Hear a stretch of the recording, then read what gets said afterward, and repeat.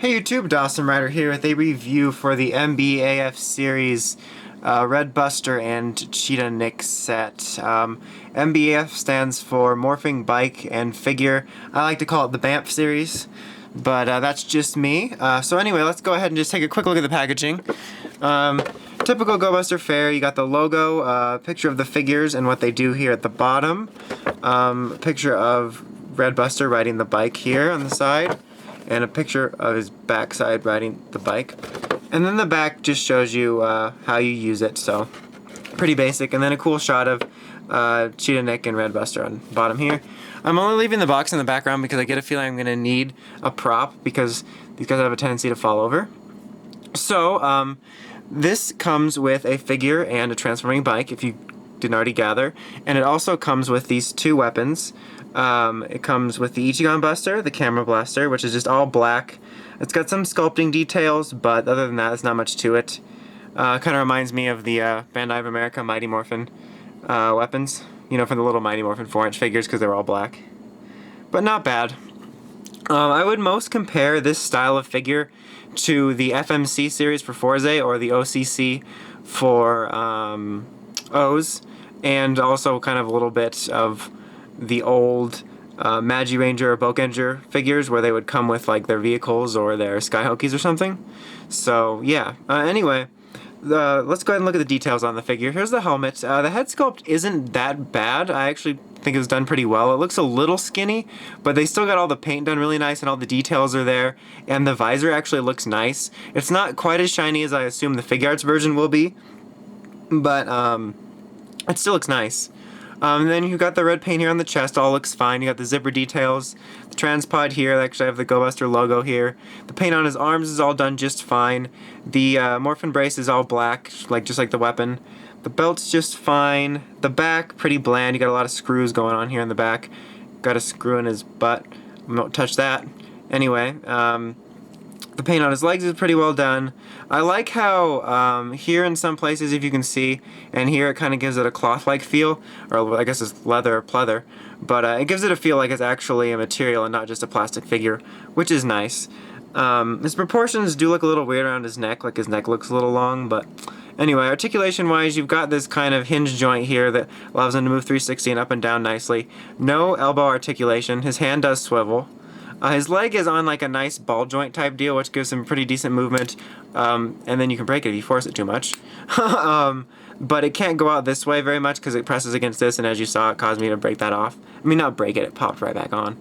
You got a single knee joint here, and swiveling here at the ankle or whatever, not the ankle of his knee. No swiveling at the chest, as you can see.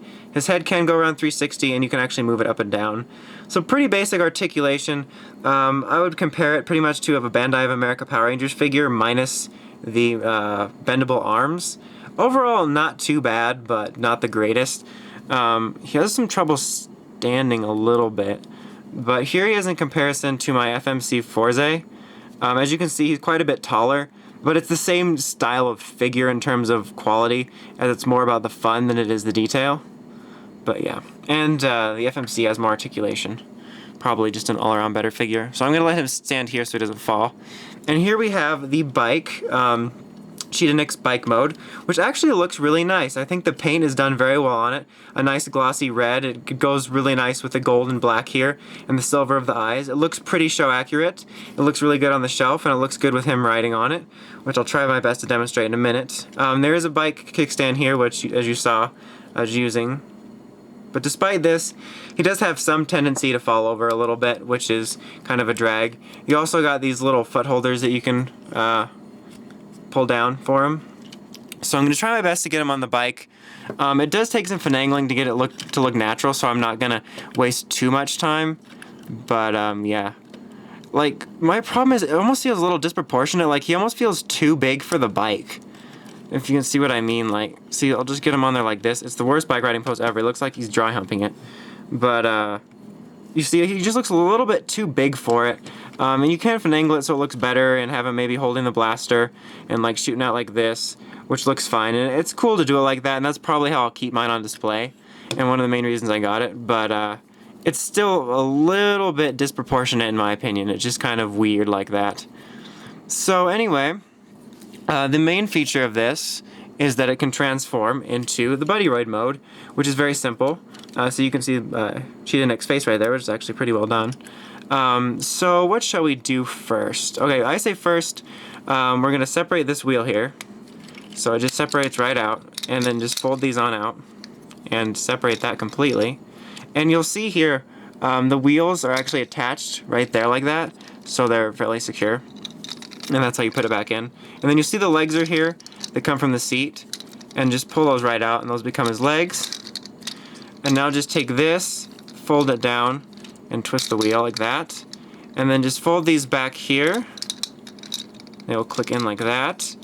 And there you basically have him transformed, and he's got the wheels on his arms.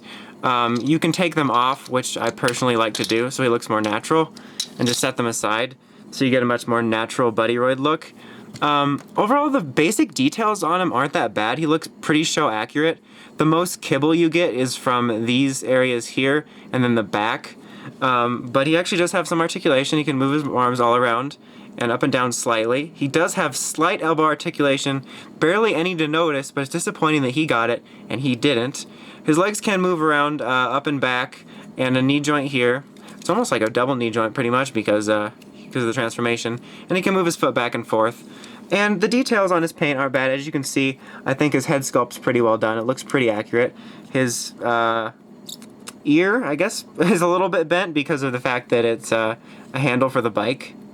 But yeah, the paint's not bad on it. It's just kind of a fun little figure to transform. Let me see if I can get him to stand. You know what? Look, he's standing by leaning.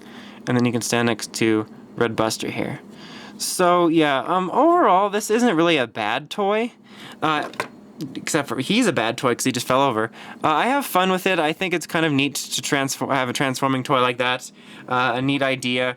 I like the ability to have these two standing next to each other in a figure form rather than a vinyl.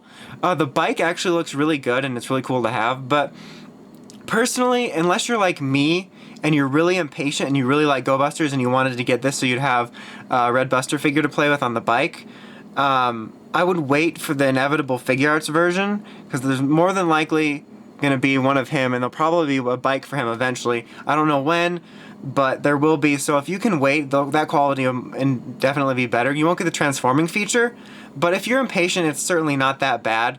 But I can't really recommend it just if you're looking for a high quality, because even like the FMC series I think is a little bit better because it's got more articulation, it's a little bit bigger, but it's still not a bad toy.